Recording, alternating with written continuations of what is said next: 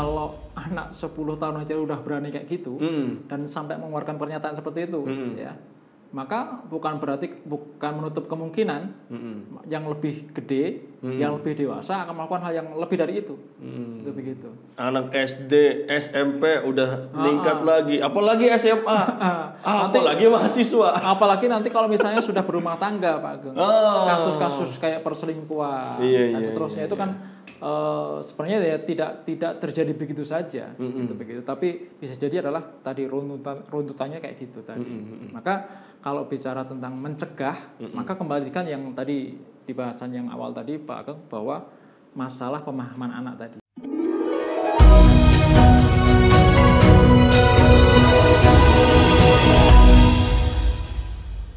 Assalamualaikum. Waalaikumsalam. Sehat Pak Ageng? Abah Luki, alhamdulillah.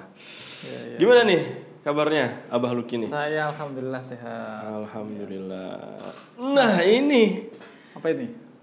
Mumpung pasti ada ngobrol ini. Mumpung ada Abah Luki ini, abahnya Gen Z ini. Ini lagi rame nih. Lagi viral. Pasti ini. Dokter tebak. Yang menemui pasien yang 10 tahun yang itu sangat-sangat apa ya? Mengenaskan itu. Iya. Itu saya kepikiran kalau anak saya, Allahu Akbar. Nah itu kenapa itu bisa seperti itu nih Abah Luki nih? Iya. Mungkin perlu dipaparkan dulu ya Pak, apa fakta yang sesungguhnya. Jadi itu kan sebenarnya berawal dari video TikTok ya. Biasanya hal-hal yang viral itu ada di TikTok atau di X ya, di Twitter. Iya. Jadi ada seorang dokter curhat lewat video, kemudian diposting di TikTok ya. Dokter Opkin ya. Dokter Opkin itu bukan nama, tapi Opkin itu istilah ya, salah satu dokter spesialis. Spesialis ke kandungan. Ya. Kandungan. Itu cerita. Jadi ada anak umur 10 tahun. Ya, dia ditemani sama tantenya, datang ke dia, begitu. Kemudian si dokter rumah sakit Pelni Jakarta ini menyampaikan sebelum diperiksa lah, gitu ya. Kan biasanya dokter kan nanya-nanya dulu ya, nanya-nanya dulu, ditanya, kemudian ditanyalah beberapa pertanyaan terkait sama, karena si tantenya ini sebenarnya disuruh sama orang tuanya ngajak si anak yang umur 10 tahun ini perempuan untuk periksa, karena orang tuanya atau ibunya itu nggak berani. Akhirnya tantenya yang nganterin.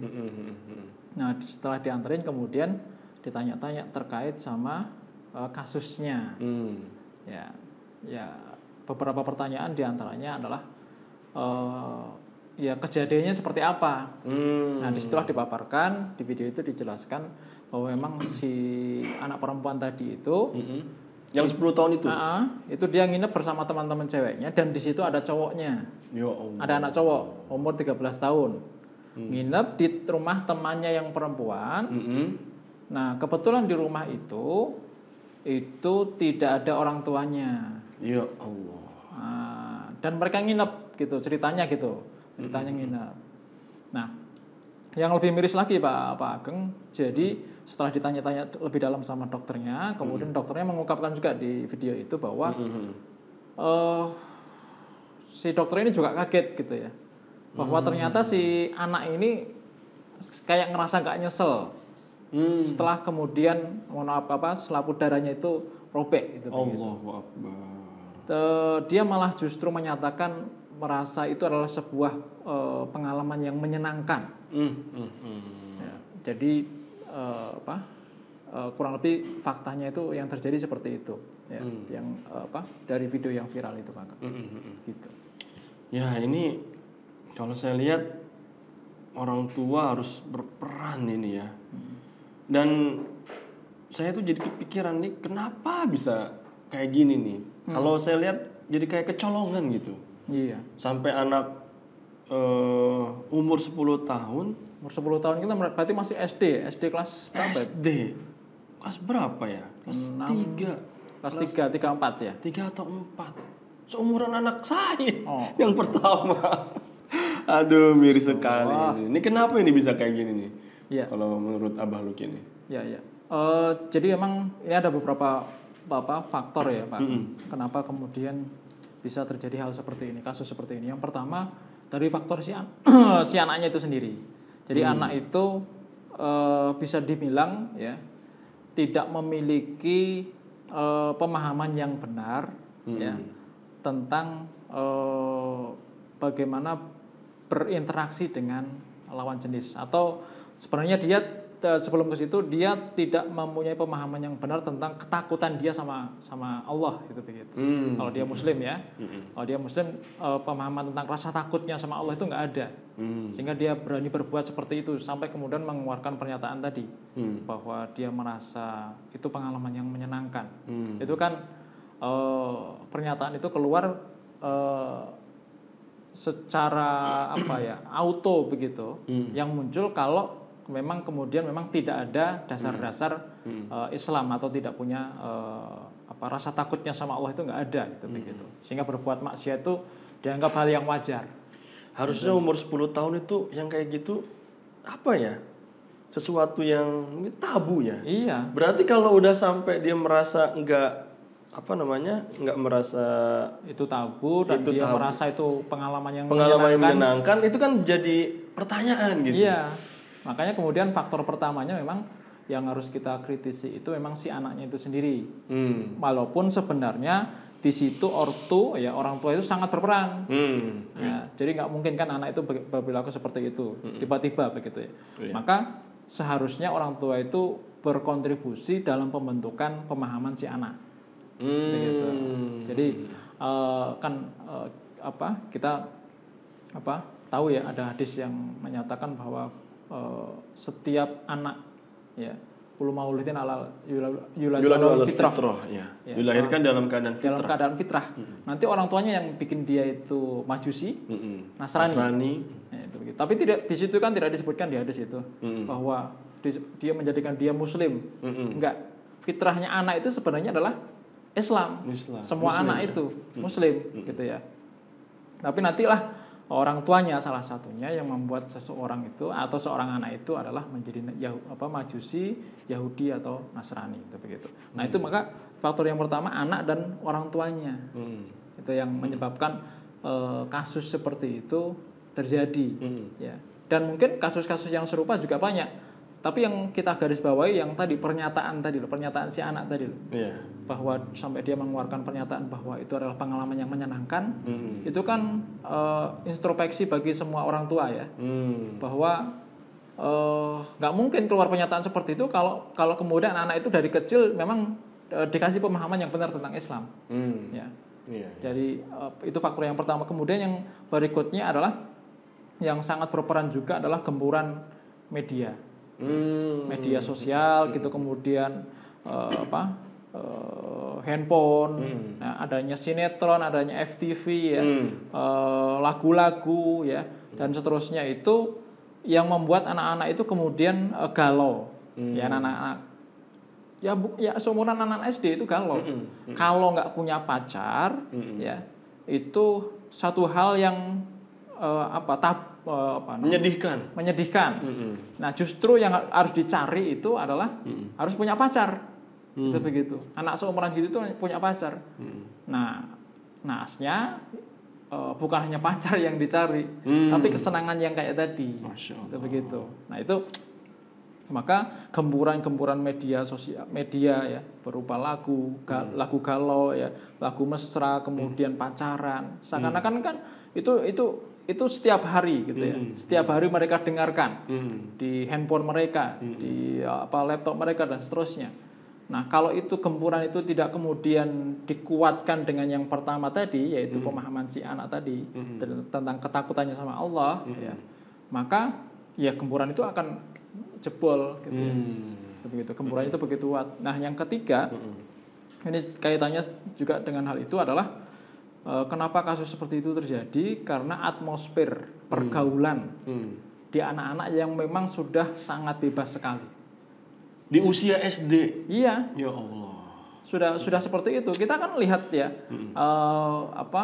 ini juga perhatian ya bagi orang-orang yang dewasa ketika membuat konten ya. itu juga diperhatikan bahwa sekarang sosial media itu sudah tidak ada batas, gitu ya. Hampir-hampir tidak ada batas, karena setiap konten yang lewat, ya, kalau menuruti algoritma ya, algoritma sosial media, kalau sekali dilihat, kemudian dia melihatnya dalam hitungan detik, sekian detik, kemudian apalagi kemudian di like, ya ditekan love, kemudian dia komen dan seterusnya, maka nanti konten yang seperti itu, terus.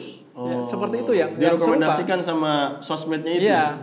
Nah, itulah yang kemudian sebagai orang tua maupun orang-orang yang belum jadi orang tua ya, ini harus menjadi perhatian, ya, bahwa ketika mereka itu membuat konten ya, atau ketika anaknya nonton tadi ya, nonton di YouTube lah gitu ya, di TikTok dan seterusnya, itu harus benar-benar diperhatikan. Nah, jadi 3 faktor itu yang membuat, yang menurut saya bahwa memang itu yang membuat kasus-kasus yang seperti itu seakan-akan sesuatu yang biasa gitu. Jadi kemaksiatan itu dianggap sebagai suatu hal yang biasa.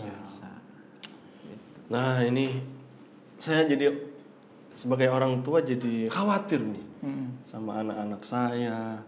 Nah, ini sekarang gimana nih Abah Luki untuk supaya kita itu mencegah ya kasus-kasus ini mungkin kasus yang viral yang bocah 10 tahun ini harusnya menjadi tamparan bagi para orang tua nih. Ya, betul. Ya kan? Karena tidak menutup kemungkinan itu bisa terjadi sama anak-anaknya. Nah, kita ini untuk mencegahnya bagaimana nih Abah Luki nih untuk kasus-kasus seperti ini?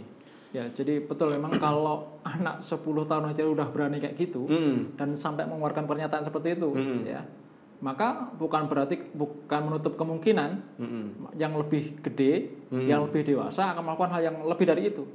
Itu begitu.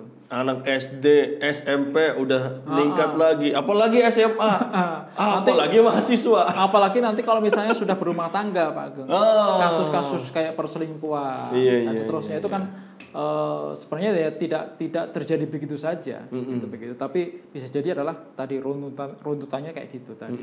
Maka kalau bicara tentang mencegah, maka kembalikan yang tadi di bahasan yang awal tadi Pak Ageng, bahwa masalah pemahaman anak tadi. Maka pemahaman anak ini harus diluruskan. Ini harus kerjasama antara anak sama orang tua. Ya.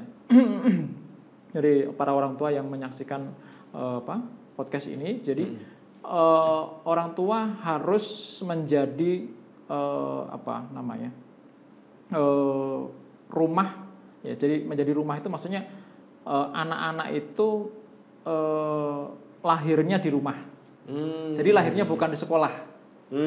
Ya, artinya jadi tempat kembalinya anak itu ya di rumah. Meskipun nanti anaknya misalnya yang sudah gede, yang sudah usia SMP ke atas misalnya dibordingkan, gitu kan, dipondokkan dan seterusnya, tapi asalnya itu adalah rumah. Maka orang tua itu, maka catatannya adalah orang tua itu harus menjadi teman. Ya, teman itu maksudnya apa?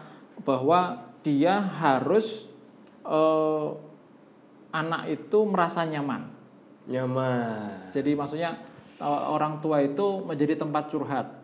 Apalagi kalau misalnya begini, pada faktanya ketika anak itu hidup di lingkungan keluarga yang bapak ibunya itu sibuk, maka usahakan ini kalau memang tidak bisa dihindari, ya, maksudnya kalau kedua orang tuanya ya bapak atau ibunya itu kemudian ternyata misalnya harus bekerja dalam tanda kutip ya, dua-duanya, maka usahakan kontrol anak.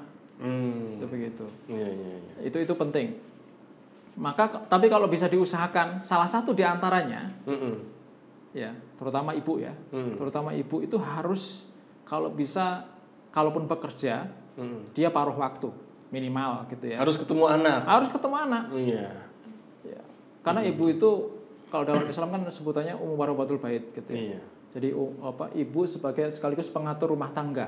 Ibu itu kan manajer rumah tangga. Rumah tangga siapa? Rumah tangga suaminya. Itu begitu. Kalau diibaratkan di sekolah, jadi bapak itu kan kepala sekolahnya. Nah, ibu itu adalah gurunya, wali kelasnya. Nah, maka kalau kemudian berbicara tentang kasus-kasus kayak tadi, maka pemahaman anak dan orang tua itu harus satu. harus sefrekuensi. Sefrekuensi. Sefrekuensi. Ya, sefrekuensi. Artinya anak itu harus mau dikasih pemahaman tentang Islam. Nah, kemudian PR-nya bagi orang tua adalah bagaimana supaya anak itu mau mempunyai pemahaman Islam. Karena itu PR banget tuh kalau di zaman sekarang gitu. Membuat anak itu mau itu dekat dengan Islam, kemudian mau memakai aturan Islam begitu. Nah, kemudian yang kedua terkait sama tadi penggunaan itu teknologi gitu ya. Gadget ya. Kemudian tayangan-tayangan ya, FTV dan seterusnya, maka kalau memang anak itu harus dikasih handphone, ya, kasih gadget lah. Itu pastikan umurnya sudah cukup. Kalau tidak salah ada aturannya ya di dunia pendidikan. Kalau tidak salah usia SMP itu baru dikasih handphone. Ya. Baru boleh dikasih handphone. Ya. Kemudian kalaupun misalnya sudah dikasih handphone, maka perhatikan screeningnya. Waktu dia bersama handphone itu harus tidak boleh melebihi waktu dia bersama keluarga. Oh iya. Begitu. Bersama orang tuanya terutama. Itu harus diperhatikan sehingga kalau misalnya dia orang tua itu kemudian memberi dia handphone, maka tadi yang pertama kasih waktu ya, kasih di waktu yang tepat, kemudian kasih semacam aturan. Ya, kalau saya di rumah biasanya gini, anak-anak saya yang sudah pegang handphone itu biasanya kalau sudah jam tidur, handphone itu dikumpulin. Jadi nggak boleh dibawa ke kamar. Iya. Itu begitu. Jadi nggak boleh dibawa ke kamar. Karena kalau dibawa ke kamar asik nonton sampai jam 1 malam. Iya, nonton gitu. Gawatnya kayak gitu kan. Iya. Maka apalagi di rumah ada internet. Ada wifi-nya. Gitu ada wifi-nya ya. Nah maka kemudian itu diperhatikan. Kalau memang perlu sanksi diterapkan sanksi. Kayak gitu. Itu supaya kemudian anak-anak itu ya memang menggunakan handphone itu supaya yang tepat guna gitu begitu. Nah, yang penting juga kalau memang dipergunakan atau dikasih handphone ya gadget ya, maka pastikan kita sebagai orang tua itu ngasih supaya handphonenya itu lebih ke arah positif dan kalau bisa yang produktif. Jadi misalnya contoh ya, di handphone itu ada aplikasi yang bisa ngedit video. Oh iya. Yang bisa ngedit gambar. Misalnya taruh aja Canva. Canva, CapCut dan seterusnya. Nah, kita sebagai orang tua juga harus tahu, meskipun kita misalnya generasi X misalnya atau generasi ke atasnya gitu ya.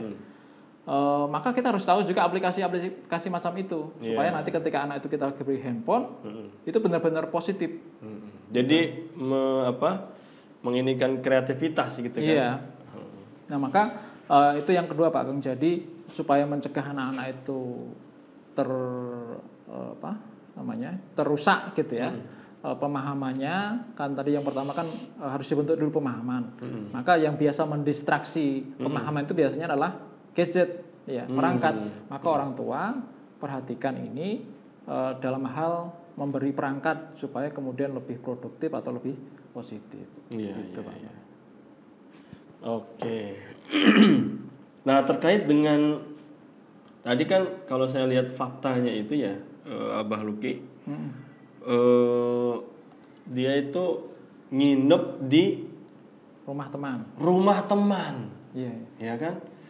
Berarti ini ada faktor temannya juga nih yang mempengaruhi gitu. Ini gimana cara orang tua itu untuk bisa ngatur juga pertemanan ini? Karena kan yang namanya pengaruh itu kalau udah apalagi sama temen ya, apa yang ada di pikiran dia, mindset yang sudah dia miliki gitu ya, sekalipun sudah diberitahu sama orang tuanya gitu. Tapi kalau terus-terus sama temennya gitu ayo, nah, itu akhirnya pertahanannya jebol juga gitu. Berarti ini penting juga nih terkait dengan teman. Gimana betul nih Abah Luki? Makanya tadi saya sampaikan bahwa orang tua itu memang harus menjadi teman. Ya. Teman yang pertama dan utama buat anak itu sebenarnya adalah orang tua, harusnya ya. Yeah. Ya. Kalau berbicara harusnya, maka orang tua itu harusnya, ini challenge juga, ini PR ya. PR di tengah hari ini, di hari ini orang tua itu banyak orang tua yang mengabaikan parenting. Oh iya. Begitu. Nggak mau belajar lagi. Iya. Terutama sibuk cari duit. Ya, bapak-bapaknya biasanya. Nah, terutama bapak-bapaknya nih, Abah Luki nih. Iya, kalau emak-emaknya masih banyak rajin. Nah, tapi bapak-bapaknya ini udah, soalnya dilihat di acara-acara di sekolah juga yang hadir, kadang ibunya lagi. Iya. Bagi rapot ibunya lagi gitu. Iya, makanya kemudian harus couple kalau datang ke parenting itu harus couple, harus berduaan bapak ibunya. Biar satu frekuensi. Karena ibunya pengen memang anaknya punya visi dan misi gitu ya, visi misi yang Islami. Tapi bapaknya masa bodoh, kan nggak nyambung gitu. Iya. Makanya PR-nya tadi adalah PR atau challenge bagi orang tua itu adalah soal pembagian waktu tadi ya, soal yang tadi saya sebutkan bahwa kalau misalnya kedua orang tuanya nggak bisa harus sama-sama terus bekerja ya. Maka kemudian yang PR yang kedua itu bukan hanya waktu tapi masalah komunikasi. Jadi meskipun misalnya orang tuanya kedua-duanya itu bekerja misalnya begitu, maka masalah komunikasi itu tetap harus harus berlanjut. Gitu. Maksudnya ada PR atau banyak hal yang harus dibicarakan ya, terutama antara suami dengan istri atau bapak dan ibu terkait sama anak itu, tentang masa depannya, kemudian pergaulannya, temannya tadi ya, dan seterusnya. Maka di sini orang tua atau ayah sama ibu, yaitu harus membicarakan tentang temannya si anak itu, ya. Dia harus menjadi teman.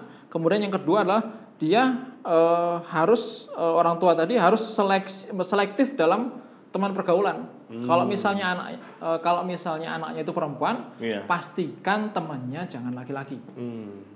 Biar perempuan semua. Perempuan semua, perhatikan itu. Jadi temannya adalah sesama jenis. Kalau laki-laki berarti temannya ya laki-laki, itu begitu. Dan ketika sudah berteman ya dengan laki-laki itu perhatikan temannya itu, perhatikan akidahnya. Ya, karena kan kalau jadi teman-teman atau sahabat, teman sejati lah, maka kan nggak boleh bertentangan akidahnya. Gitu ya, terkait dengan keyakinan juga. Ya, keyakinan. Meskipun misalnya sudah sesama jenis, tapi kemudian teman akrabnya itu beda akidah. Ya, itu kalau bisa dihindari. Maka itu PR orang tua juga itu. Karena nanti jadi pengaruh juga. Pengaruh, itu begitu. Nah, kemudian yang penting juga kalau misalnya itu tadi sudah dilakukan, maka alternatif yang lain adalah kalau bisa ciptakan atmosfer yang positif. Jadi maksudnya gini, kalau taruh aja misalnya saya sama istri itu orang yang sudah ngaji lah gitu ya, sudah ngaji, sudah punya pemahaman. Nah kita itu punya teman, saya dan istri itu masing-masing punya teman, dan saya punya anak dan teman saya tadi punya anak, maka ditemankan anak kita itu dengan dipertemukan. Jadi lingkungannya di situ aja. Lingkungan positifnya itu di situ aja. Nah, itu yang semakin, kalau misalnya lingkarannya bisa diperbesar ya, lingkaran pertemanannya tadi bisa diperbesar, itu lebih baik lagi. Maka itu lebih safe, ya, lebih aman. Makanya kemudian kalau kita minta tolong sesuatu ya kita nggak jauh-jauh, ya teman kita yang misalnya yang satu lingkaran tadi, kita ciptakan circle tersendiri gitu. Ya, jadi itu yang bisa membuat kita safe di kondisi hari ini, gitu Pak. Soal teman ya. Jadi kalau misalnya sudah satu circle itu kan tahu sama tahu kan? Iya, betul. Ketika mau minta bantuan atau minta tolong, atau kita udah tahu anak ini memang karakternya seperti ini ya gitu ya. Nah sekarang terkait dengan peranan sekolah nih, ya, peranan guru, peranan sekolah terkait dengan pergaulan, terkait dengan pemahaman anak juga, gitu ya. Ini seperti apa nih, Abah Luki ini? Ya, yang pertama memang tetap kembali ke orang tua dulu. Kan tadi sudah saya sampaikan bahwa sekolah pertama anak itu adalah di keluarga. gurunya pertama kali adalah orang tuanya, begitu. Maka berikutnya kalau dia sudah masuk usia sekolah anak itu, ya, maka orang tua harus benar-benar selektif dalam memilih sekolah. Oh iya. Ya, jadi kalau pengen misalnya anaknya itu menjadi generasi yang berkualitas imannya, Islamnya, maka ya pilih sekolah yang berkualitas. Menumbuhkan itu. Jangan sampai kemudian malah justru pertentangan. Iya. Kemarin saya barusan ikut kelas parenting ya, bersama istri. Disampaikan sama pembicaranya bahwa jangan sampai kita itu mau membentuk anak kita itu Islami, ya, tapi cara kita membentuk atau mendidik anak kita itu dengan cara-cara orang Barat. Gitu. Nggak bakal sinkron. Iya. Nah, itu makanya kemudian ketika kita memilihkan sekolah buat anak, itu juga harus diperhatikan. Harus selektif juga. Misalnya tentang sekolahannya, tentang misalnya kalau pondok misalnya pendirinya siapa, track recordnya itu bagus atau tidak, atau tadi mungkin sudah berada di dalam circle tadi, termasuk dalam circle kita atau tidak dan seterusnya. Itu boleh dijadikan pertimbangan. Yang kedua, dari pihak guru dan sekolah, bahwa guru itu tidak selalu mengajarkan tentang materi pelajaran saja. Tapi guru itu harus jadi penasehat. Guru itu harus jadi penasehat. Kalaupun misalnya guru itu memang harus ngajar, itu adalah sebagai sebuah kewajiban dia sebagai seorang guru.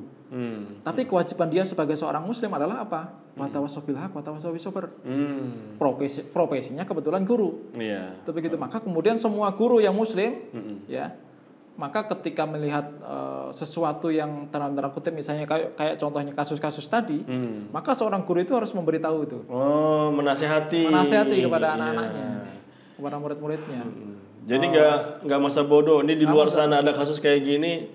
Ini mah dibiarkan aja anak-anak gitu juga harus tahu fakta-fakta kayak gitu. Itu begitu. Supaya mereka kemudian tidak hanya tahu tapi juga kemudian bisa menilai anak-anak itu. Kayak gitu itu salah dan seterusnya. Nah, yang ketiga penting juga ini Pak Agung bahwa komunikasi antara orang tua dengan guru atau sekolah.